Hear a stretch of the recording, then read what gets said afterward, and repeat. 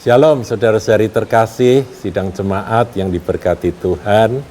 Salam sehat senantiasa dalam kasih anugerah-Nya. Saudaraku, ada satu lagu pujian yang biasanya dinyanyikan oleh orang-orang Israel sampai hari ini. Dan pujian itu terambil dari Mazmur 133. Nah, saudara, dalam memujikan akan nyanyian ini biasanya mereka bergandengan tangan, membentuk lingkaran dan kemudian mereka menari-nari ya. Jadi kalimat yang diulang-ulang itu terambil dari Mazmur 133 ayat yang pertama. Bunyinya Hine matofu manaim syafetahim kam yahat ya. Jadi sungguh alangkah baik dan indahnya apabila saudara-saudari itu duduk rukun bersama, kira-kira demikian saudara. Bunyinya lagu itu, ini bisa kalem, bisa cepat saudara, tergantung nanti dibawa kemana. Ya. Himematofu manahim syafetahim kam yahat Himne matofu manahim syafetahim kam yahat Himne matof syafetahim kam yahat Himne matof syafetahim kam yahat Himne matofu manahim syafetahim kam yahat Himne matofu manahim syafetahim kam yahat. Kemudian masuk ke refren yang berbeda, lagunya lebih ceria. Himne matof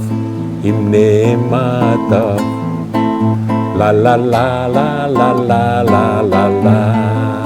Himne matof la la la la la la la la la. Himne matofu manaim syafetahim kam yahat Himne matofu manaim syafetahim kam yahat. Itu dari Mazmur 133. Nah, saudara, saya akan bacakan Mazmurnya. Judul perikopnya ini ditulis oleh Daud, saudara. Nyanyian siarah Daud, persaudaraan yang rukun. Sungguh alangkah baiknya dan indahnya apabila saudara-saudara diam bersama dengan rukun. Seperti minyak yang baik di atas kepala meleleh ke janggut, yang meleleh ke janggut Harun dan ke leher jubahnya. Seperti embun gunung Hermon yang turun ke atas gunung-gunung Sion, sebab kesanalah Tuhan memerintahkan berkat, kehidupan untuk selama-lamanya. Saudara, kalau kita breakdown, ya kita coba telusuri, dalami, dan kita pilah-pilah akan berkat apa saja, hal baik apa saja yang Tuhan sediakan, yang Tuhan berikan, Tuhan janjikan kalau ada kerukunan di antara saudara-saudara, itu semuanya ada di sini. Ya, jadi diawali dengan kalimat ayat pertama, sungguh alangkah baiknya dan indahnya.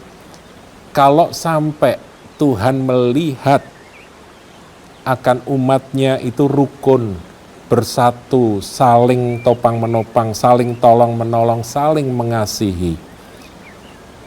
Tuhan melihat dan Tuhan akan berkata, ini bagus, ini baik. Itu nomor satu, saudara. Nah, sekarang kita bertanya pada diri kita sendiri, apakah dalam keluarga di mana kita disatukan, ya, ini masa pandemi ini kan saudara banyak kumpul dengan keluarga kan, jarang pergi-pergi, jarang keluar-keluar, jadi banyak di rumah kumpul. Nah, ketika saudara dan saya sedang berada bersama dengan keluarga kita, keluarga inti kita saja, apakah di pemandangan Tuhan itu baik dan indah.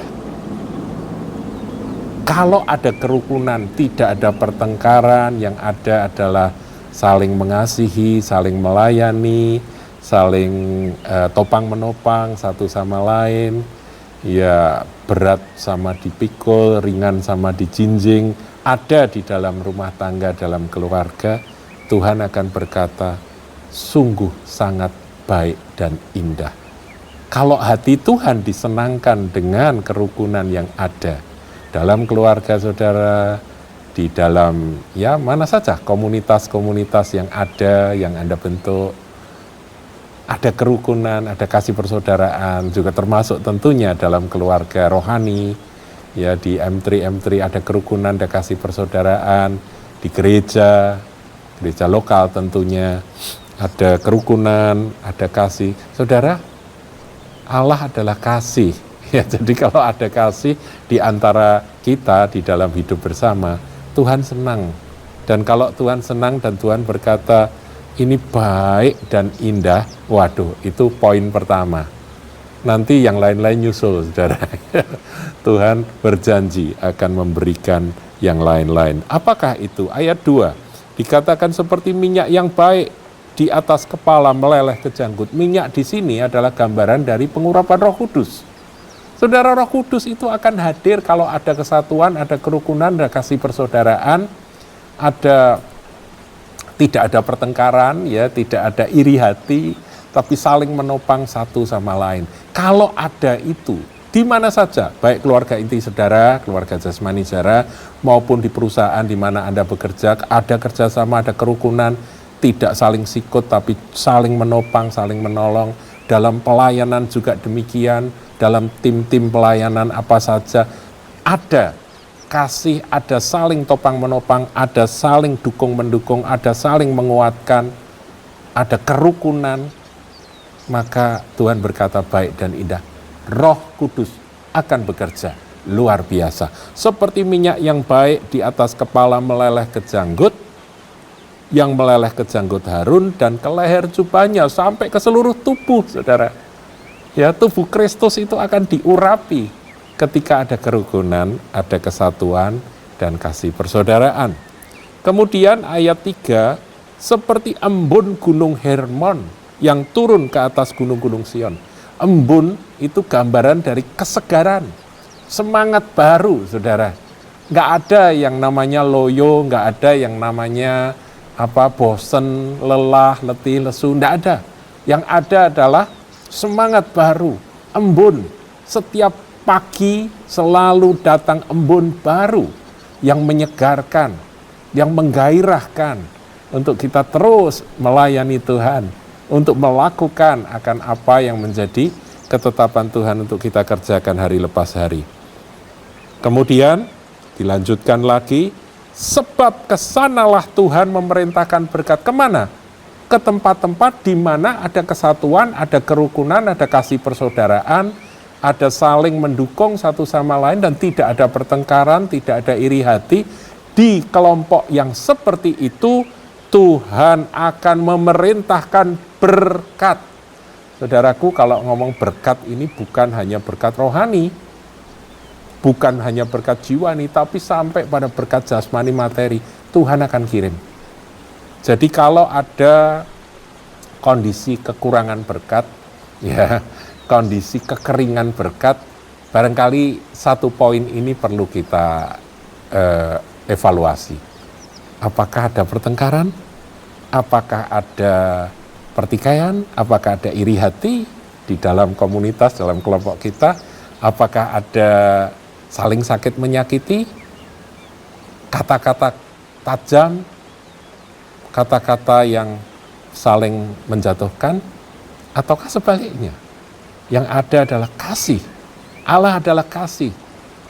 Roh itu adalah roh kasih, Roh Kudus itu roh kasih. Ketika ada kasih, benar-benar kasih ilahi itu mengalir, menyatukan dalam bentuk satu kesatuan dan kerukunan, maka saya yakin Tuhan akan berkata, aku akan kirimkan berkat ke tempat-tempat itu, ke kelompok-kelompok anak-anakku yang seperti itu. Paham ya, saudaraku ya? Nah, kemudian akhir dari kalimat ini di ayat 3 dikatakan kehidupan untuk selama-lamanya. Artinya berkat yang dia sampaikan adalah berkat yang bernilai kekal, saudaraku ya. Jadi ada berkat yang nilainya cuma sementara. Ya hari ini kita bersuka cita karena berkat itu, tapi besok bisa tiada. Tapi kalau berkat kehidupan selama-lamanya itu berkat kekal, saudara.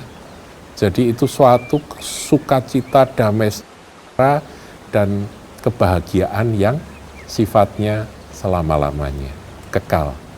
Tidak akan beranjak, tidak akan beralih. Satu yang menetap, yang sifatnya kekal. Wow, begitu banyak akan hal-hal baik.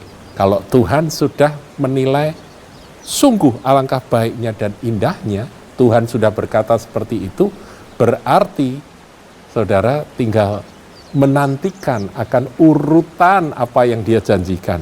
Pertama ada pengurapan Roh Kudus, kuasa Roh Kudus, urapan Roh Kudus, minyak yang baik, yang meleleh ke janggut dari atas kepala, meleleh ke janggut Harun, kemudian sampai ke leher jubahnya, sampai ke seluruh tubuh. Jadi urapan itu sampai ke seluruh bagian dari tubuh Kristus. Kemudian seperti embun, semangat baru, kegairahan baru, akan passion yang terus terjaga, terpelihara di dalam kehidupan ini. Sukacita, embun. Kemudian berkat, ya tadi saya katakan berkat komplit, saudaraku ya, berkat rohani, jiwani, dan materi jasmani. Kesehatan juga Tuhan pasti berikan, itu ada di dalam berkat. Kemudian kehidupan selama-lamanya. Berkatnya itu bernilai kekal. Haleluya. Ya, kita akan nyanyi lagi, saudaraku ya. Himne matov fumanahim shefetahim kam yahat. Himne matov fumanahim shefetahim kam yahat. Himne matov shefetahim kam yahat. Himne matov shefetahim kam yahat. Tuhan Yesus memberkati.